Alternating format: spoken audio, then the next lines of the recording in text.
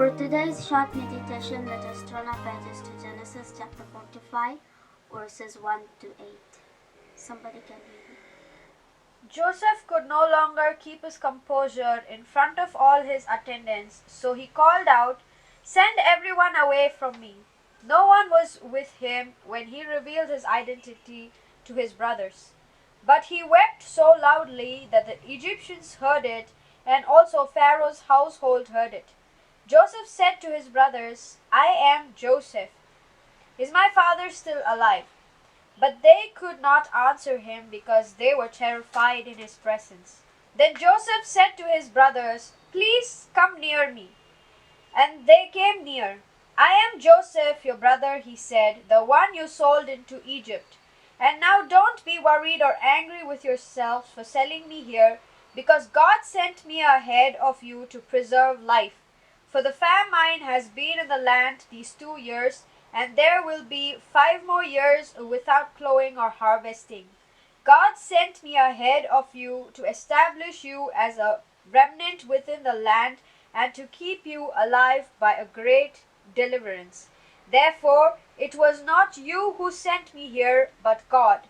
He has made me a father to Pharaoh, lord of his entire household, and ruler over all the land of Egypt." As we read this portion, we need to understand and we need to be reassured that God is so wise and powerful that absolutely nothing can cause His purpose to fail. In fact, He's able to take even those things meant for evil and make them work for good. Even in previous chapters, as we read in Genesis about Joseph, we see how Joseph's brothers hated him so much that they had to sell him to slavery. But in Egypt, we see how Joseph gained the favor of Pharaoh and who gave Joseph the high position in authority. During the famine, we see how his brothers came to him for food and not realizing that who he was. And when Joseph finally identified himself to them, Joseph said to them, "Do not therefore be grieved or angry with yourselves because you sold me here, for God sent me before you to preserve life."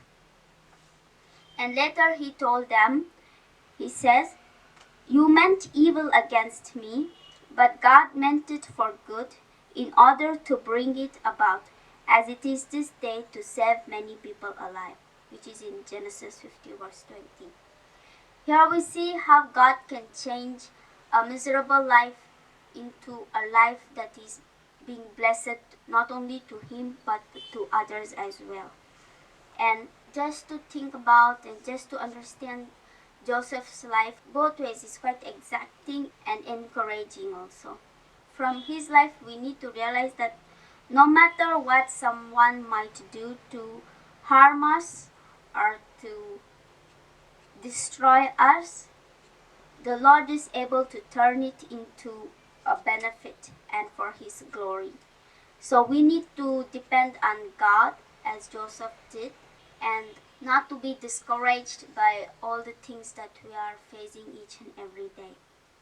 And when we are discouraged because of some distressing circumstances and demanding challenges, we can rejoice in God's wisdom, power, and sovereignty. Because as we see in Romans chapter 8 verses 28, we see He is working all things for our good, for those who believe in Him and for those who trust in Him.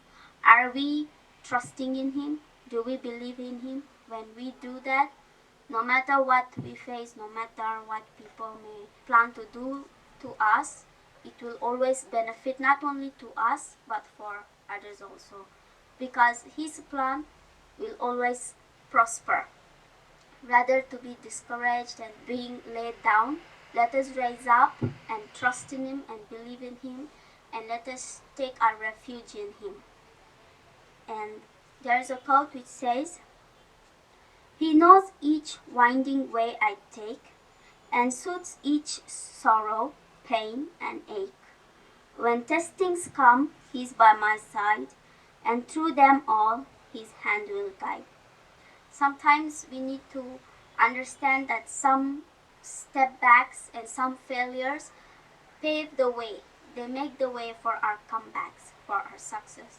So let us, no matter what we go through, let us be thankful and let us rejoice in God's wisdom and in His power.